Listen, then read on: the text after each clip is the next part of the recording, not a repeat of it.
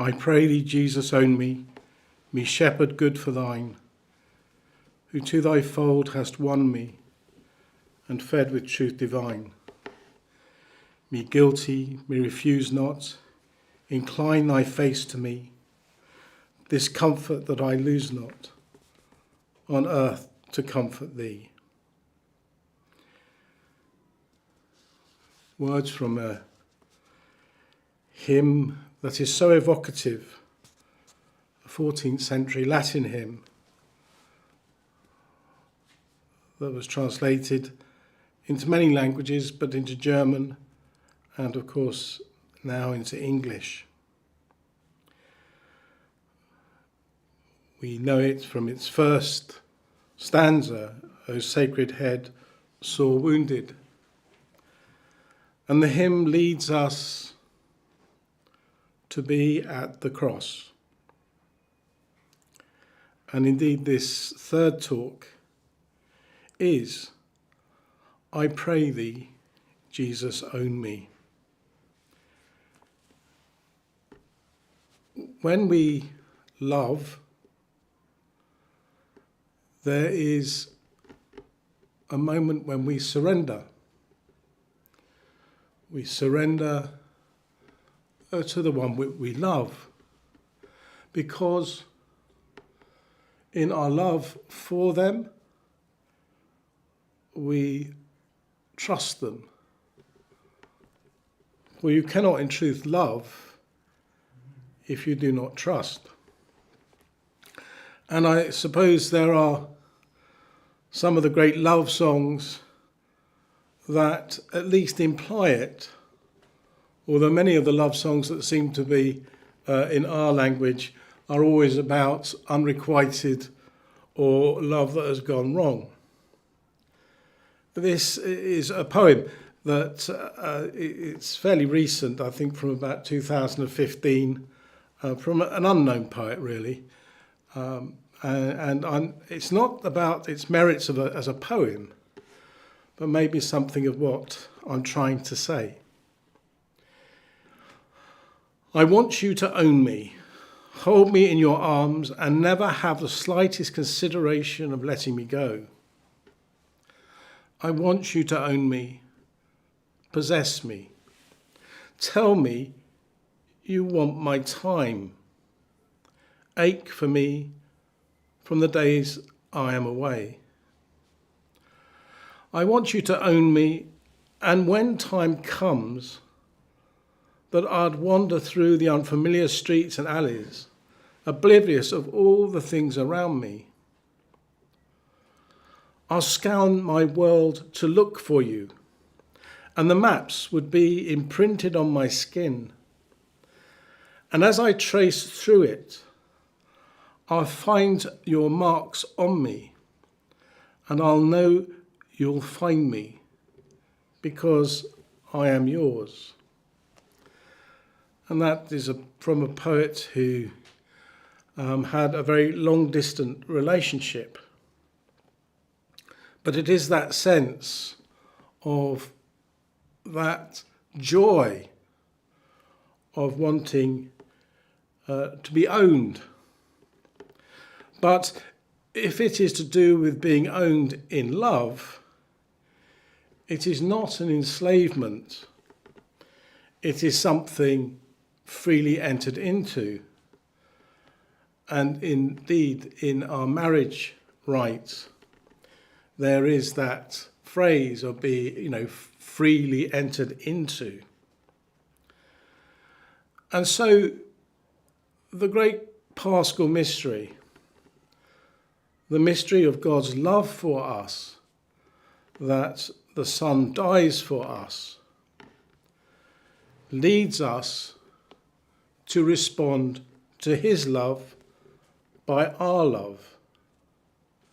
And I think those words in the hymn, O Sacred Head, I pray thee, Jesus, own me, reflects about our need to be in God, and that God calls us by sacrificing himself so that we may have the greatest gift, and that is life.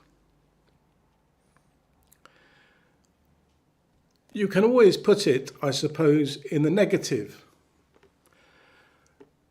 We can talk of union with God and being owned by him, immersed by him, filled by him. But then we can have the negative of being without him.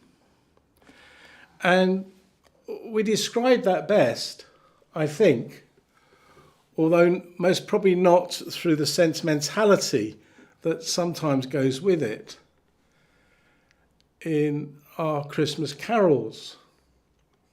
We talk of it happening in the winter. And indeed, we talk about snow. And if you think of some of our Christmas cards, it's all very jolly. And if it's vaguely religious, it might even have a church with the stained glass windows burning brightly out on the snow.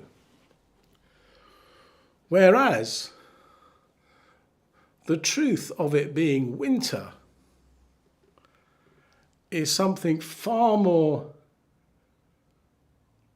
sinister and I would say frightening. And the reality of winter, especially for the poor, is often devastating.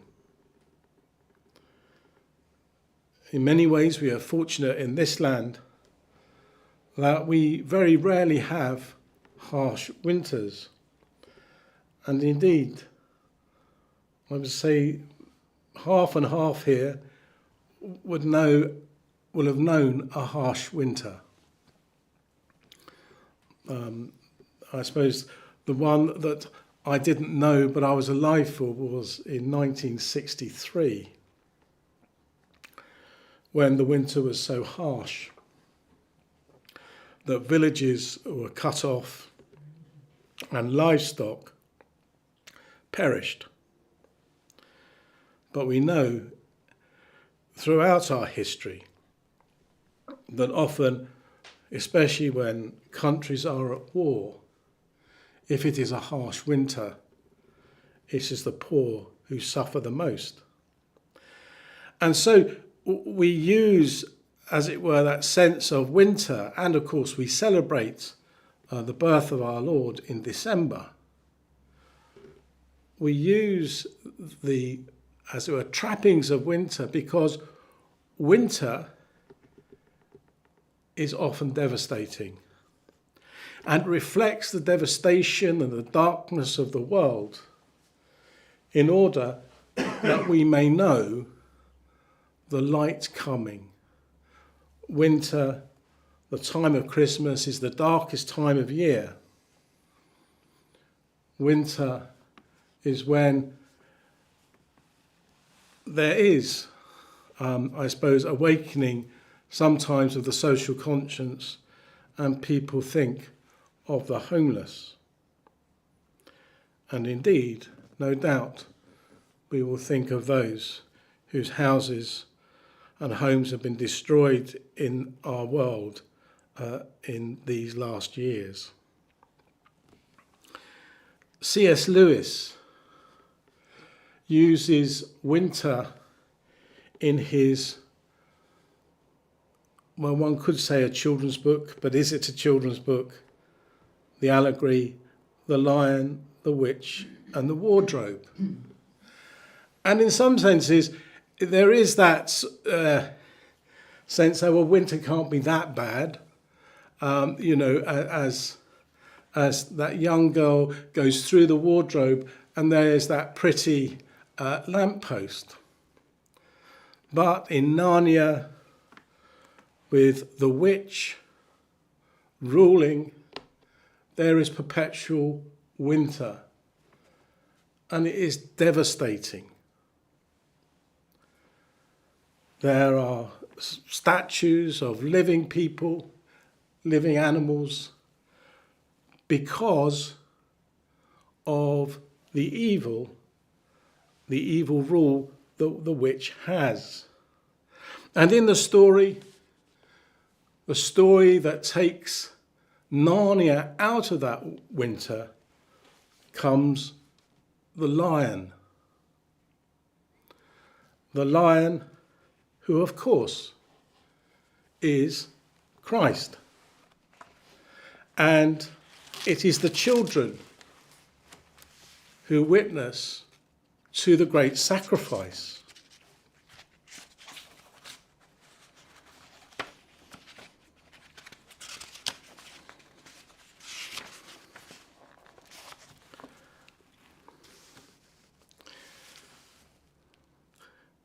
They drag the line, drag the bound and muzzled line to the stone table, some pulling and some pushing. He was so huge that even when they got him there, it took all their efforts to hoist him onto the surface of it. Then there were more tying and tightening of cords. The cowards, sobbed Susan.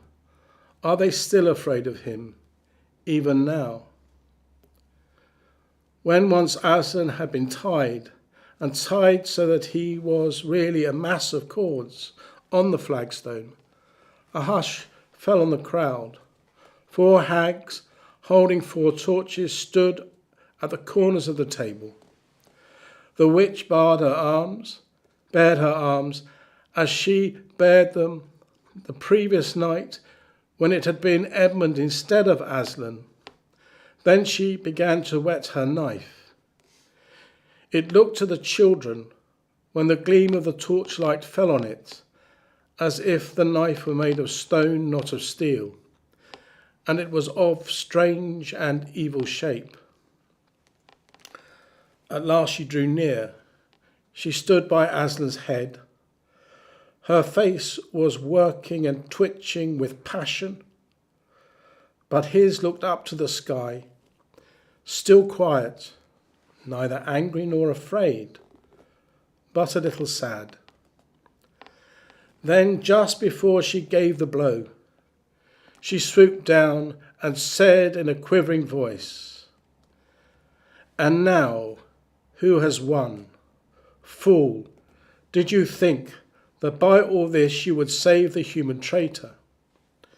Now I will kill you instead of him, as a pact was, and so the deep magic will be appeased.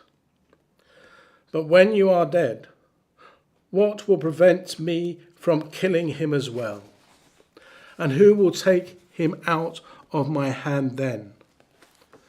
Understand that you have given me Narnia forever.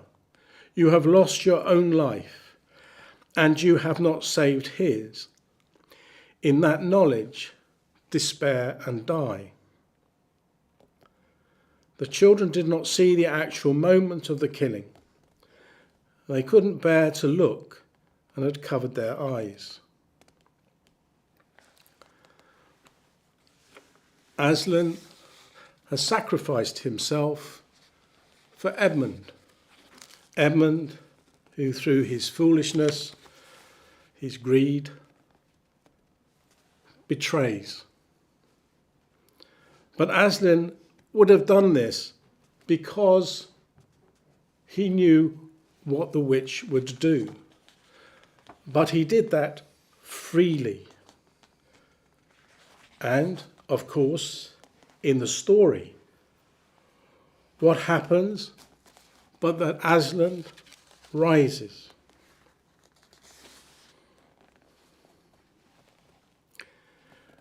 The children are, like Mary Magdalene, crying. It is Susan and Lucy. "Oh, it is too bad," sobbed Lucy. "They might have left the body alone."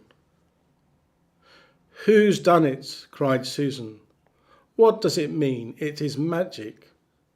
"Yes," said a great voice behind their backs. "It is more magic."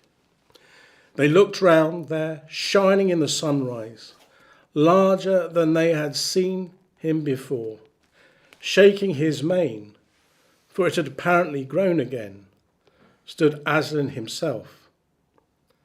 "Oh, Aslan," cried both of the children, staring up at him, almost as much frightened as they were glad. "Aren't you dead then, dear Aslan?" said Lucy. "Not now," said Aslan. "You're not asked Susan in a shaky voice. She couldn't bring herself to say the word ghost. Aslan stooped his golden head and licked her forehead. The warmth of his bread and a rich sort of smell that seemed to hang about his hair came over her. "Do I look it?" he said. "Oh, you're real, oh Aslan," cried Lucy. "But what does it all mean?" asked Susan. "It means," says Aslan, "that though the witch knew the deep magic, there is a magic deeper still, which she did not know. Her knowledge goes back only to the dawn of time. But if she could have looked a little further back, into the stillness and the darkness before time dawned, she would have read there a different incantation. She would have known that when a willing victim who had committed no treachery and was killed in a traitor's stead, the table would crack and death itself would start working backwards. And now—" "Oh yes, now," said Lucy, jumping up and clapping her hands.